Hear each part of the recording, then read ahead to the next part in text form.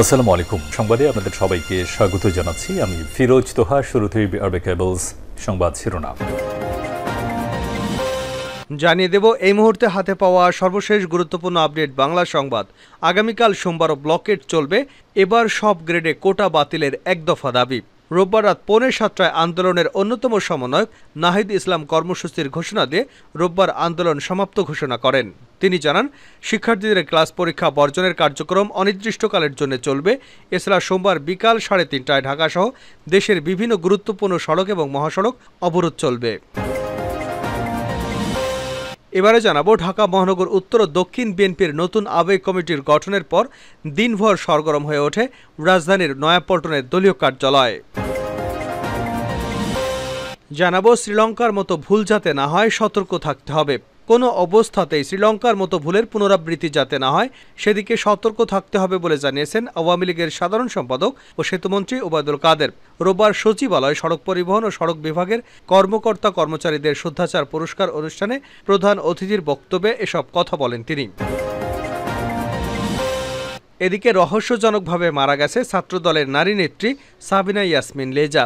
তিনি ছাত্রদলের বেসরকারি বিশ্ববিদ্যালয়ের শাখার সাবেক সহসভাপতি। শনিবার গভীর রাতে রাজধানীর যাত্রাবাড়ির শনিরাখড়া এলাকায় মর্মান্তিক সড়ক দুর্ঘটনায় তার মৃত্যু হয়। এবারে থাকছে চাকুরিতে মুক্তিযোদ্ধা কোটা সংবিধান পরিপন্থী বলে মন্তব্য করেছেন সংসদের বিরোধী দলীয় নেতা ও জাতীয় পার্টির চেয়ারম্যান জি.এম. কাদের।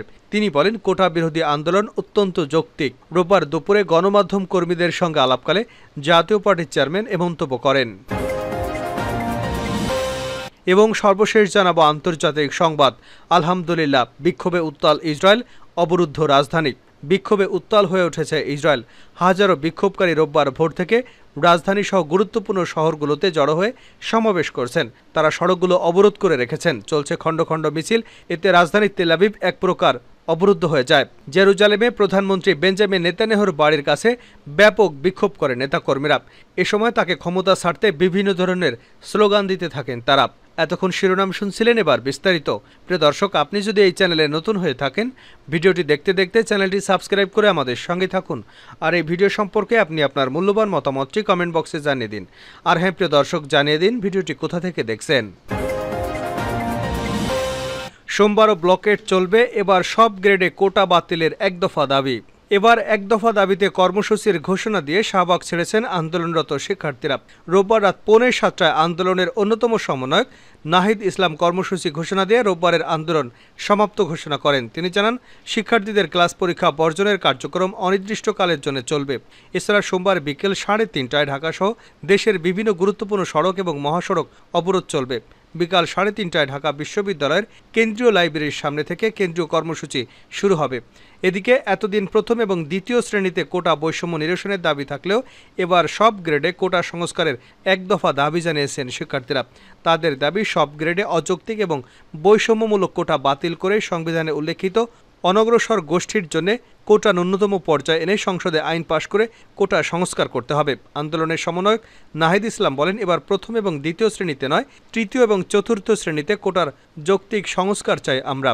আমাদের বারবার আদালত দেখানো হচ্ছে, আমরা তাদের সংবিধান দেখাচ্ছি। তিনি বলেন, কোটার বিষয়ে রাজপথ থেকেই ফয়সালা হবে। আলাপের দিন শেষ হয়ে গেছে।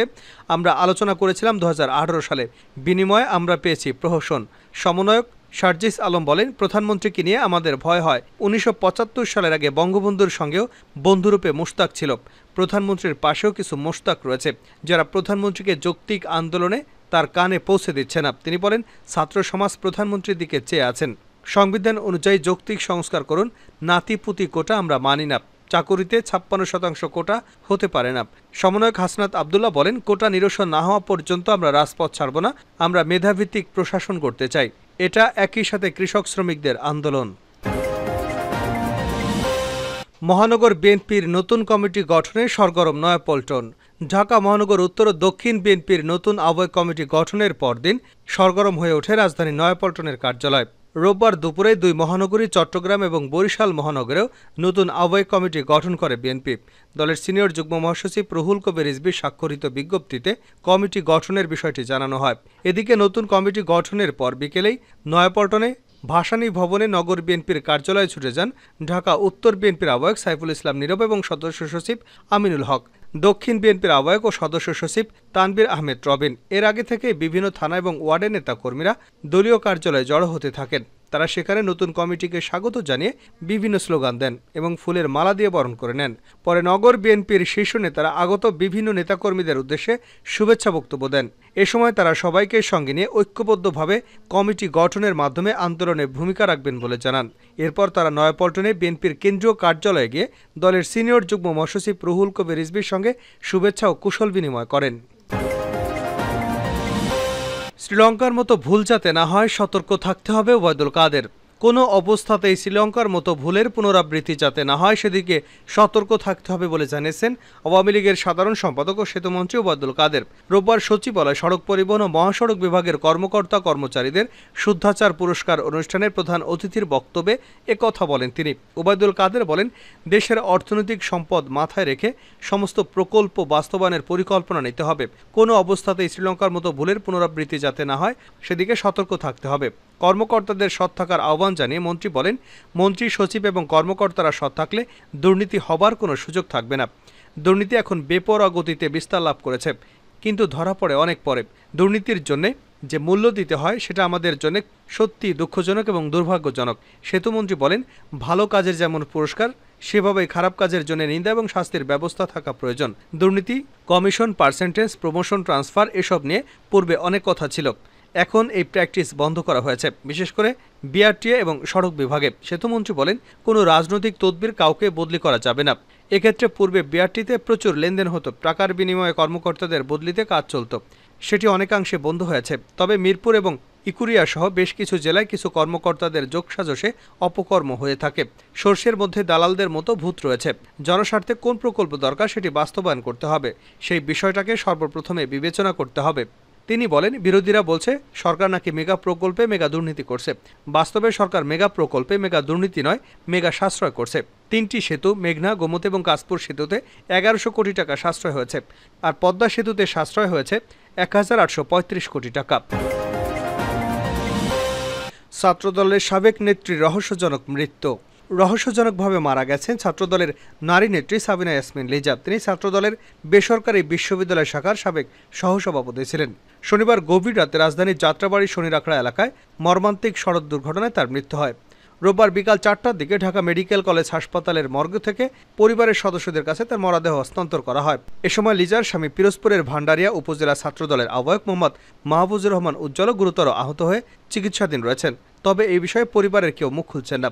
অন্যদিকে লিজার মৃত্যুকে রহস্যজনক বলছে তার সহকর্মীরা। তাদের কেউ দাবি করছেন লিজা আইসিইউতে মারা গেছে, তবে পুলিশ বলছে লিজা যাত্রাবাড়িতে ঘটনাস্থলেই মারা গেছেন।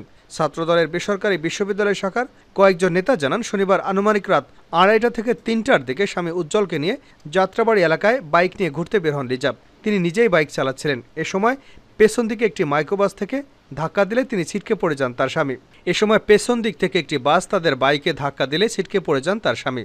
তবে লিজা বাইক নিয়ে বাসটির পিছু নিলে পেছন থেকে আবার অপর একটি বাস এসে বাইককে ধাক্কা দিলে ঘটনাস্থলেই মারা যায় লিজা। পরে স্থানীয় লোকজন তাকে সহ তার স্বামীকে ঢাকা মেডিকেল কলেজ হাসপাতালে নিয়ে যায়। সেখানে চিকিৎসকরা লিজাকে মৃত অবস্থায় পান এবং তার স্বামীকে চিকিৎসা দেন।